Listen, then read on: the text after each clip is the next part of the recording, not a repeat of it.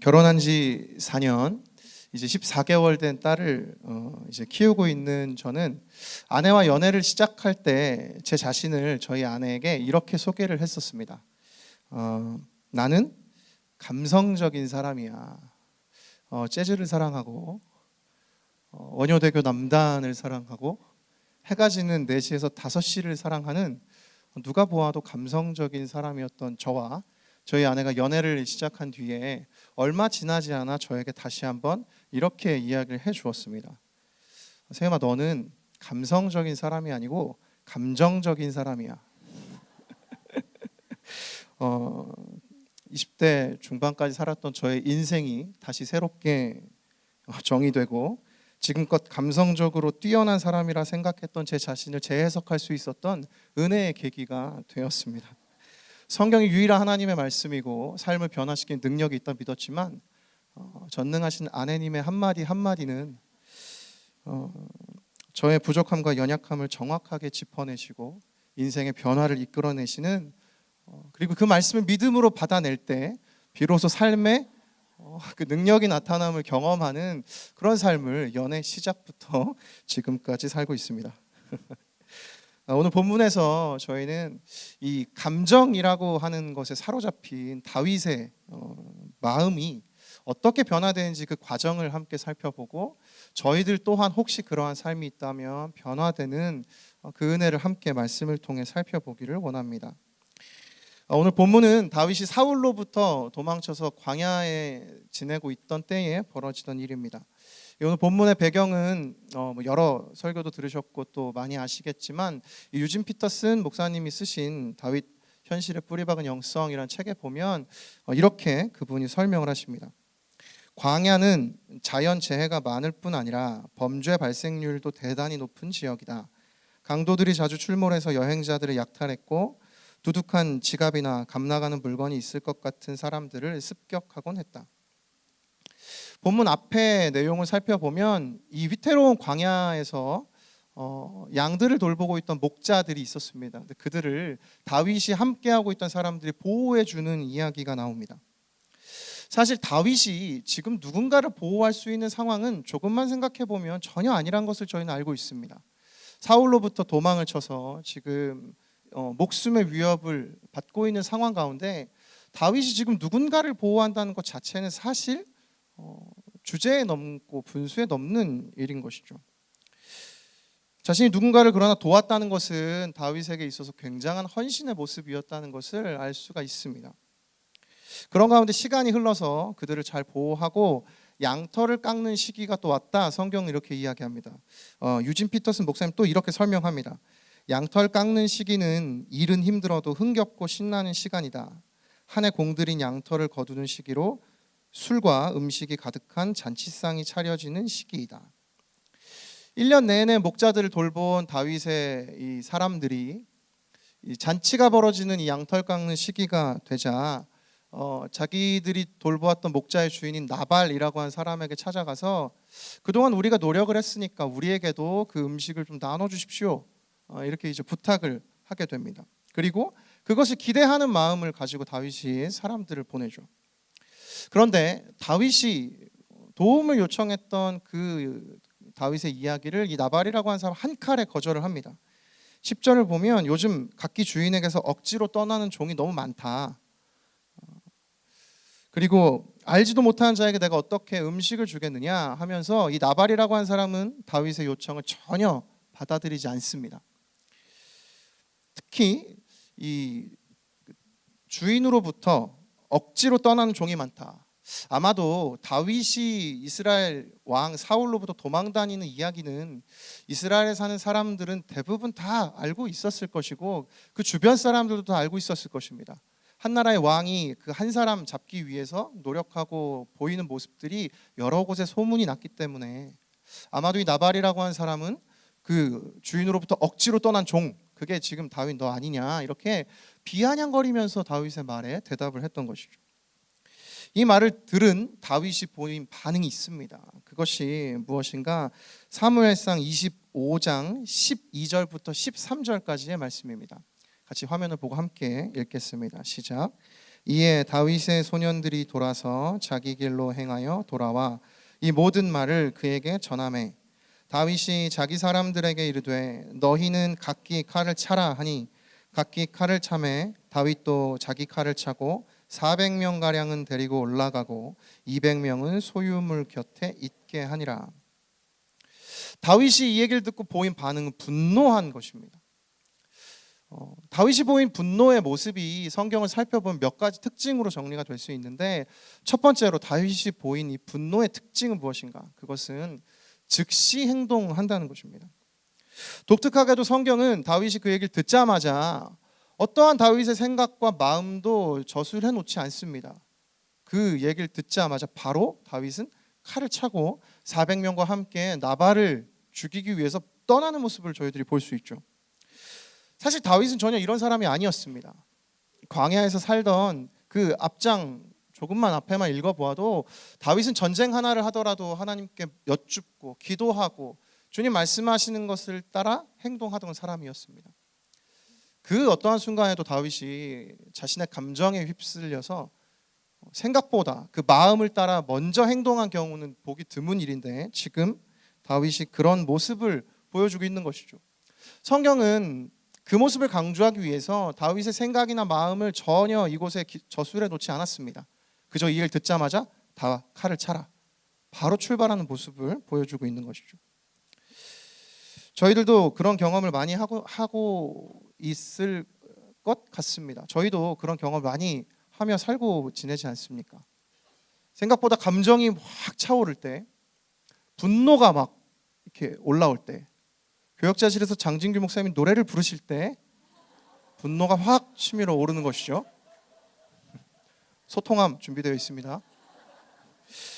그 감정을 따라 저희들이 행동하고 그 행동이 생각보다 앞서는 것을 저희들 얼마나 자주 경험을 하고 있습니까? 여러분 어떻습니까? 삶의 모습 가운데 혹시 그런 모습이 여러분 안에 혹시 있진 않으십니까? 저도 그런 경험이 있었습니다. 제가 낭만을 좋아하고 감성적인 사람이기 때문에 음악을 사랑했습니다. 제가 좋아하는 CD가 있어서 청소년기 시절에 그걸 고이고이 잘 모셔두었는데, 어느 날 제가 이제 그 CD 자켓을 보면서 이렇게 즐겁게 음악을 듣다가 그 자켓이 실수로 구겨지는 일이 발생했습니다. 근데 제가 좀 이게 그런 걸 좀 싫어했었습니다. 그때는. 지금은 아내님의 여러 말씀을 통해 인생이 변화되었지만, 그때는 그게 구겨지자마자 제가 한 행동은 너무 싫은 거죠. 그냥 그 자리에서 박박 다 찢었습니다. 그리고 조금 지난 뒤에 이성이 돌아왔을 때 눈물을 머금고 땅을 치면서 다시 테이프로 붙였습니다. 지금도 그 CD는 저희 집에 있습니다. 분노의 특징은 이런 것이죠. 제 생각과 마음보다 제 행동이 앞서는 그것이 다윗이 보여준 모습을 통해 저희들이 발견할 수 있는 분노의 특징 첫 번째인 것입니다. 분노의 특징 두 번째가 있습니다. 그것은 사무엘상 25장 21절과 22절을 읽으면 알 수가 있는데요. 제가 읽겠습니다. 다윗이 이미 말하기를 내가 이자의 소유물을 광야에서 지켜 그 모든 것을 하나도 손실이 없게 한 것이 진실로 허사라. 그가 악으로 나의 선을 갚는도다. 내가 그에게 속한 모든 남자 가운데 한 사람이라도 아침까지 남겨두면 하나님은 다윗에게 벌을 내리시고 또 내리시기를 원하노라 하였더라. 먼저 21절을 보면 다윗이 이렇게 고백합니다. 내가 선을 행하였으나 그가 선을 나에게 악으로 갚는다. 이 말씀을 메시지 성경으로 보면 모욕도 이런 모욕이 없다라고 다윗이 강하게 이야기를 합니다. 분노의 두 번째 특징은 무엇인가? 모든 기준에 그 기준은 내가 된다는 것입니다. 다윗은 자신이 힘든 상황에도 최선을 다해서 나발의 목자를 도왔는데, 그들을 1년간이나 지키고 아무 문제 없이 그들을 보호하였는데, 그 결과가 자신이 생각한 것과 전혀 다른 방향으로 진행된 그 순간 다윗은 그 화를 주체할 수가 없었던 것이죠. 자신의 생각과 결과가 너무 달랐던 사실이 다윗에겐 분노의 원인 또한 분노의 특징이 되기도 한 것입니다. 뿐만 아니라 다윗은 원래 이런 사람 아니었습니다. 가드왕 아기스한테 가서 자기 여기 좀 살게 해달라고 했을 때 수많은 모욕을 들었음에도 그때 심지어 그는 미친 채를 할 정도로 자기의 모든 자존심을 내려놓고 살아갔던 사람입니다. 다윗이 지금 보이고 있는 이 모습은 좀 다른 모습인 것이죠. 본문에서 다윗은 자신을 무시하는 그 말을 아기스 왕 때처럼 흘려보내지 못하고 그걸 담아두면서 자신의 힘을 보여주고 감히 나에게 이런 말을 어떻게 할 수 있냐고 자기의 권력을 행사하려 하는 모습이 오늘 본문을 통해 나타나고 있습니다. 분노의 감정이 찾아올 때 저와 여러분은 시퍼렇게 살아있는 저희들의 자아를 다시 한번 확인하게 되죠. 여러분 어떻습니까? 혹시 오늘 이 자리 가운데 나의 모습이 정말 너무 선명하게 살아있는 그런 분이 혹시 계시지는 않습니까? 세 번째 분노의 특징은 22절 읽은 본문에 있는데요. 22절을 보면 다윗이 나발에게 속한 모든 남자들 다 죽이는 것이 하나님의 뜻이다 이렇게 이야기합니다. 그들을 내가 다 죽이지 않으면 하나님이 나에게 벌을 내리실 것이다. 근데 이것은 전혀 하나님의 뜻이 아니란 것을 저희들은 다 알고 있습니다. 오늘 본문을 읽어보셨겠지만 아비가일이 이야기하는 이야기만 보아도 하나님 원하시는 건 그들을 다 죽이는 것이 아니었어요. 지금 다윗이 자기의 생각이지만 그것을 하나님의 뜻이라고 이야기를 하고 있는 모습을 발견할 수 있는 것이죠. 감정에 사로잡히면 저희는 하나님의 생각을 분별할 수 없게 됩니다. 나만 모르고 나머지는 내가 틀렸다는 걸 다 아는 것이죠. 하나님의 생각과 다르지만 우리는 때로 내가 가지고 있던 그 생각이 하나님의 생각인 것처럼 착각하며 심지어 그 착각인 것조차 모르며 살아갈 때가 있습니다. 여러분 어떠십니까? 여러분도 혹시 그런 모습을 가지고 계신 것 아닙니까? 이처럼 지금 다윗은 자신의 감정이 앞서고 자신의 행동이 생각보다 앞서고 자기가 모든 것의 기준이 되었고 심지어 하나님의 뜻마저 자신의 생각으로 대체해버리는 상황에 다다랐습니다. 근데 정말 놀라운 사실은 오늘 이 본문이 사무엘상 24장 뒤에 나오는 25장의 이야기라는 것입니다. 사무엘상 24장 한 장만 앞으로 넘어가도 다윗이 어떠한 행동을 벌였는가? 모든 사람이 다윗과 함께하던 600명의 모든 사람들이 지금이야말로 하나님이 사울을 죽일 수 있는 절체절명의 순간이다. 동굴에서 사울이 뒤를 보고 있을 때 그를 만난 그 순간 정말 모든 사람들이 하나님의 뜻이라 이야기했지만 정말 하나님이 원하시는 것이 무엇인지를 분별하여서 사울을 죽이지 않던 장면이 바로 24장에 나오는 것이거든요. 이것은 너무 아이러니한 일인 겁니다. 24장에서 다윗이 보여줬던 위대한 믿음과 신앙의 모습은 온데간데 없고 25장으로 넘어와 다윗이 보여주는 모습은 너무나 형편없는 모습인 것이죠. 그저 성경 한 장만을 넘겼을 뿐인데 다윗은 전혀 다른 사람이 되어 있는 것입니다. 이 다윗의 모습을 조금만 살펴보면 다윗을 따라다니던 사울의 모습과 너무 닮아 있다는 것을 확인할 수가 있습니다. 생각보다 행동이 즉시 앞서는 것, 그 한 장만 앞서가도 그 사무엘상 24장 앞쪽에 보면 블레셋 군대를 전투하다가 그들을 쫓아가던 사울이 다윗이 발견됐다는 소식을 듣고 바로 모든 군대를 모아서 다시 다윗을 잡으러 갑니다.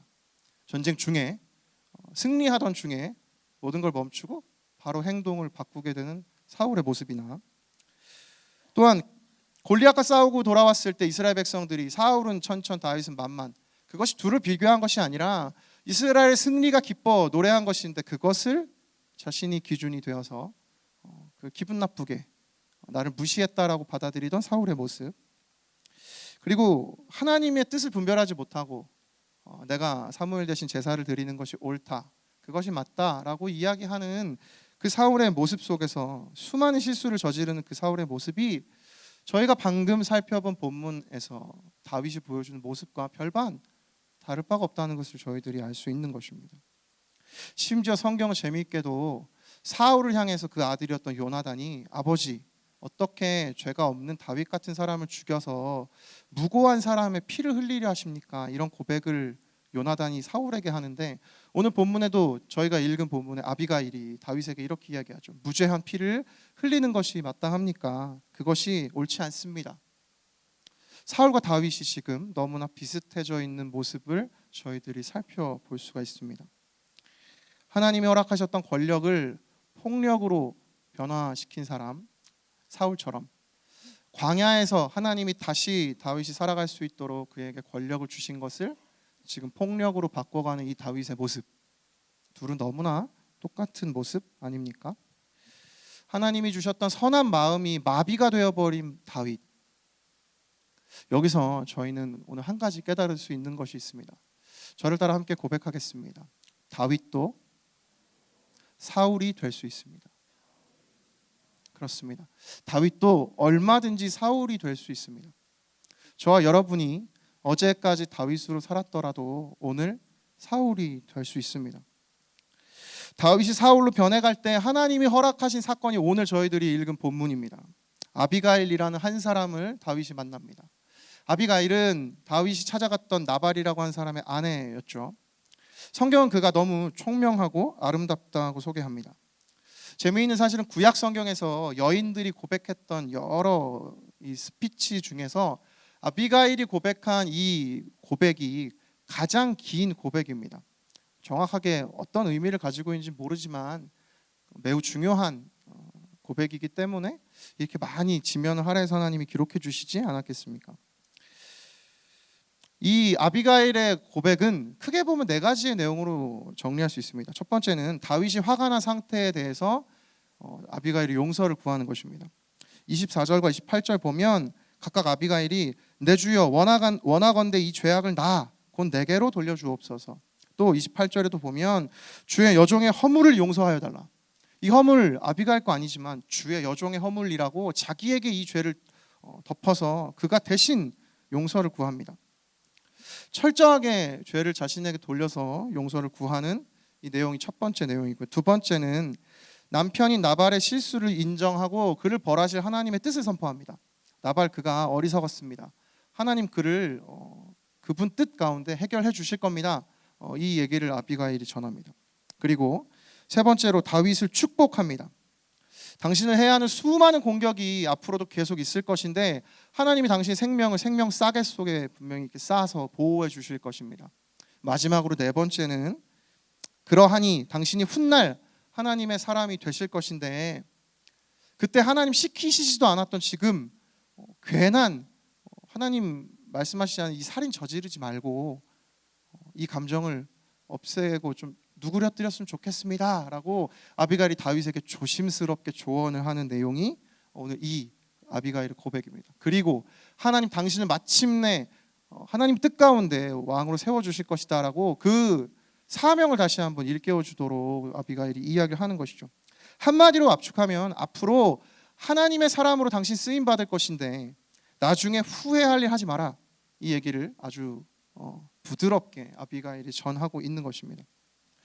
조금까지만 해도 모든 남자 멸하지 않으면 내가 하나님께 벌받겠다라고 분노에 가득했던 다윗이 이 아비가일과의 만남을 통해서 그가 변하게 되는 것을 저희들이 발견할 수가 있습니다.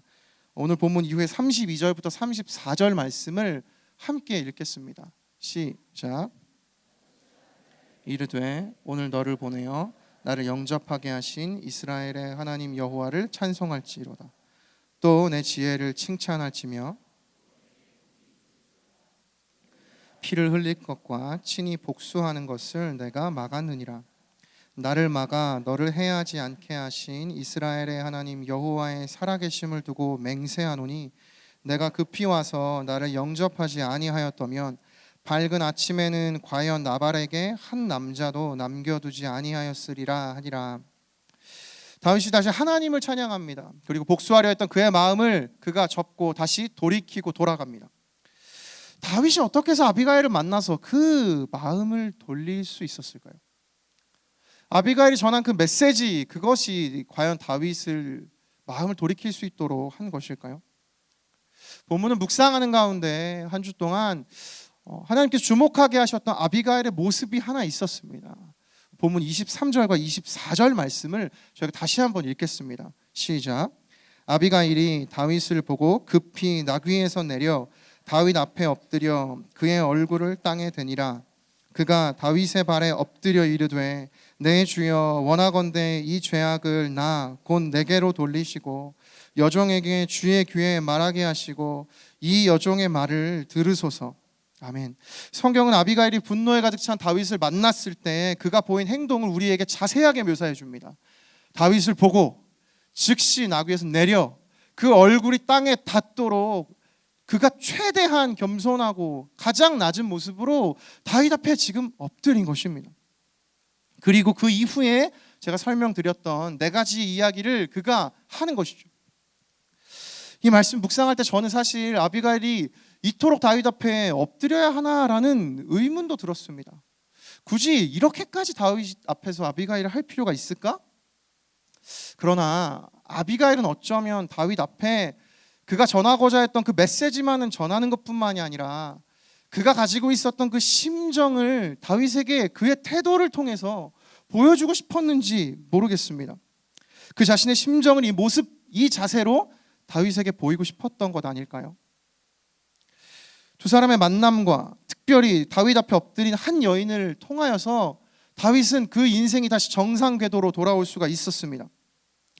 저는 아비가일이 했던 은혜롭고 또 그가 선포했던 하나님의 뜻, 이 이야기보다 실제로 아비가일이 지금 생전 처음 보는 그 남자 앞에 자신이 잘못한 것도 하나 없지만 그 얼굴이 땅에 닿도록 그가 엎드려 그를 보고 급히 내려서 그 겸손하게 그 앞에 엎드리던 그 아비가일의 모습이 어쩌면 다윗에게도 충격과 메시지로 다가왔을 것이라 생각합니다. 다윗을 향한 심정, 아비가일뿐만이 아니라 다윗이 어느새 사울처럼 이렇게 바뀌어 버렸나라는 그 하나님의 심정이 어쩌면 아비가일을 통하여 그에게 전하여지고자 하나님 그 마음을 그에게 주신 것 아닐까요? 다윗의 마음이 마비가 되었을 때 그 다윗의 마음이 다시 살아 숨쉴 수 있도록 이 아비가일과의 만남이 다윗에게 하나님을 떠오르게 하는 그 결정적인 계기가 되었다는 것입니다. 어쩌면 이 만남이 없었다면 다윗은 성경에 기록되지 못했을 수도 있지 않을까요? 오늘 본문을 묵상하면서 이러한 만남이 과연 다윗에게만 있었을까 생각해 보았을 때 저와 여러분에게도 이 만남은 언젠가 한번 여러분과 제 기억 속에 선명하게 남아있지 않습니까? 세상 가운데 내 멋대로 살아갔고 하나님 믿지 않고 그냥 제가 하고 싶은 대로 살아갔던 저의 인생 가운데 찾아오셔서 제 삶을 불쌍히 여기시고 엎드려서 저를 살리시고자 이 땅 가운데 연약한 낮고 낮은 모습으로 오셨던 그 예수 그리스도, 그분을 여러분 만나보셨던 그 경험이 있지 않으십니까? 내가 지은 죄, 그것을 위해 대신 죽으셨던 그 십자가가 이 말씀을 묵상하는 한 주 동안 내내 제 머릿속에 참 많이 떠올랐습니다. 다윗의 분노를 풀기 위해 그 앞에 엎드려 용서를 구하던 아비가일의 모습이 제 죄를 용서해 주셨던 그 예수 그리스도의 모습과 너무나 비슷하지 않습니까? 이 일이 있은 후에 다시 놀랍게도 26장으로 넘어가면 다윗이 다시 사울을 만나 그를 죽일 수 있는 결정적인 두 번째 순간에도 다시 그를 살립니다. 아비가일을 만나지 않았다면 어쩌면 다윗은 그때 지금과 같은 그에게 주어진 권력이 폭력이 되었을지 모릅니다. 그러나 다윗이 사울이 아니라 다시 다윗으로 회복되었다면, 그것이 아비가일과의 이 만남을 통해서 회복이 되었다면, 저희들 모습 속에 사울의 모습이 혹시 살아있다면 저희들에게 오늘 필요한 것은 무엇일까요? 아비가일처럼 저희들을 만나주시는 그 하나님과의 만남 아니겠습니까? 다윗을 만났던 아비가일처럼 나를 섬기시는 예수 그리스도를 만나는 그 만남이 오늘 저와 여러분 이 자리 가운데 필요합니다. 저의 믿음과 신앙도 마비가 되었던 적이 있습니다. 20대 초반 이제 믿지 않던 여자친구를 교회로 데려오겠다는 명분하에 그를 교회로 데려오고 제가 공동체를 떠나 대예배를 드리기 시작했습니다. 그리고 저는 자연스럽게 공동체를 떠나고 교회를 떠났습니다. 참 쉽지 않은 것 같습니다. 그때 제가 다시 교회로 갈 수 있었던 계기가 있었어요. 같이 국내 선교를 제 친구가 저를 데리고 갔는데 그때 제 신앙과 마음이 참 진짜 마비가 되어 있었습니다. 근데 사역을 다 마치고 저녁에 함께 기도하던 시간이었습니다. 같이 기도하자고 하는데 제 마음이 이미 굳어버렸고 별로 하나님에 대한 기대감조차 없었던 그때 누군가 저를 찾아와서 손을 잡아주는 것입니다. 기도할 때 지금은 눈 뜨지 않습니다. 근데 그때는 너무 궁금하니까 눈을 떴어요. 그때 저를 데리고 온 친구가 제 앞에 저의 손을 붙잡고 있는 것입니다. 근데 그 모습이 어땠냐 하면 정말 오늘 이 본문에 나온 아비가일처럼 정말 머리를 땅에 대고 제 앞에 무릎 꿇고 엎드려서 제 손을 이렇게 잡고 있는 겁니다. 그냥 기도를 해주는데 막 큰 소리로 기도하지도 않았습니다. 근데 제가 그 친구의 모습을 봤던 그때 저는 제 인생에 인격적으로 예수님을 만나는 그 날이 되었습니다. 그리고 그 이후부터 정신 못 차리고 새가족 리더, 양육 리더, 이제 임원단, 이제 리더, 교역자 와버렸습니다.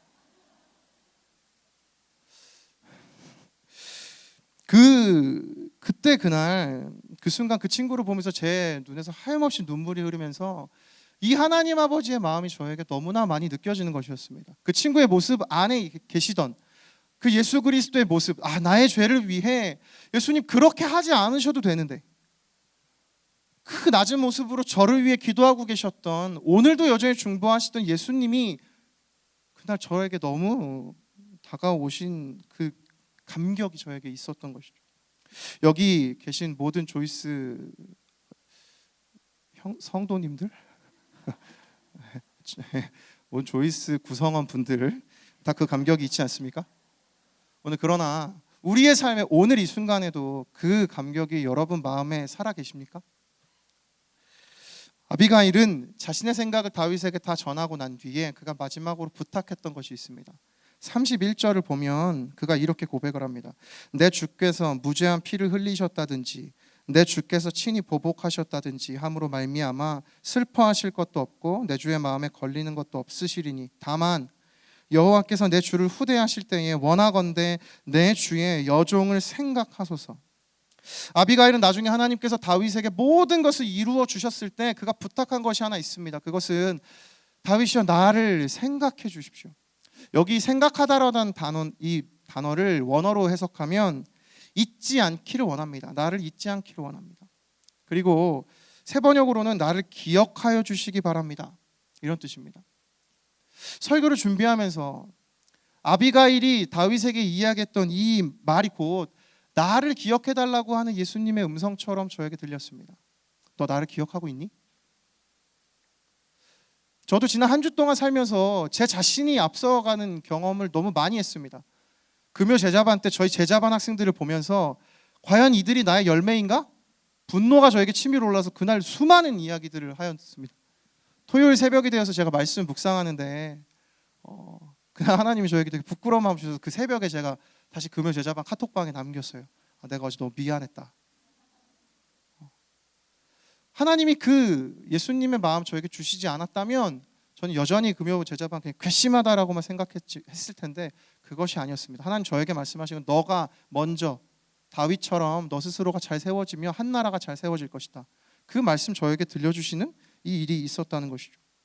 설교를 준비하면서 하나님 나를 기억해달라고 말씀하신 이 말씀이 디모데후서 2장 8절에도 저희들에게 하나님께 선포하십니다. 내가 전한 복음대로 다윗의 씨로 죽은 자 가운데서 다시 살아나신 예수 그리스도를 기억하라. 오늘 이 예배를 통해서 저희 안에 회복되어야 할 것이 있다면 그 복음의 감격을 회복하는 것입니다. 믿으십니까? 아멘. 그리고 그분과의 만남이 다시 우리들 안에 다시 되살아나야 하는 것입니다. 나를 위해 행하신 예수님의 사역을 기억하는 것입니다. 저와 여러분을 위해서 예수님 엎드려서 눈물을 흘리시던 그 자리, 저에게 새벽 가운데 말씀하시던 그 순간, 여러분에게 찾아오셔서 찬양 가운데 예배 가운데 주셨던 그 감격이 오늘 저와 여러분에게 하나님 이렇게 말씀하시는 거죠. 너 여전히 나를 기억하고 있니? 예수 그리스도 그를 기억하라. 그분이 행하신 그 일을 갈라디아서 1장 4절과 5절은 이렇게 말씀합니다. 그리스도께서 하나님 곧 우리 아버지의 뜻을 따라 이 악한 세대에서 우리를 건지시려고 우리 죄를 대속하기 위하여 자기 몸을 주셨으니 영광이 그에게 세세토록 있을지어다. 아멘. 이 복음의 감격이 회복되어서 다시 우리의 삶에 예수 그리스도 그분이 기억되고 그분의 사랑이 우리 안에 충만히 거하게 될 때 다시 하나님 말씀대로 살아가고 우리 인생이 사울처럼 빗나갔지만 다시 정상 궤도로 오는 은혜를 누릴 줄로 믿습니다. 마지막으로 에베소서 5장 1절과 2절 말씀을 저희가 함께 읽고 설교를 마치겠습니다. 시작. 그러므로 사랑을 받는 자녀같이 너희는 하나님을 본받는 자가 되고 그리스도께서 너희를 사랑하신 것 같이 너희도 사랑 가운데서 행하라. 그는 우리를 위하여 자신을 버리사 향기로운 제물과 희생 제물로 하나님께 드리셨느니라. 아멘. 이 시간 사울처럼 변해버린 인생의 변화를 겪고 계신 분이 있으시다면 다윗이 아비가일을 만나 그 인생이 변화되었던 것처럼 오늘 이 자리 가운데 다시 우리를 찾아오시는 하나님의 사랑을 만남으로 다시 그 인생이 정상 궤도로 회복되어지고 변화되는 은혜를 누리시기를 예수님 이름으로 축복합니다.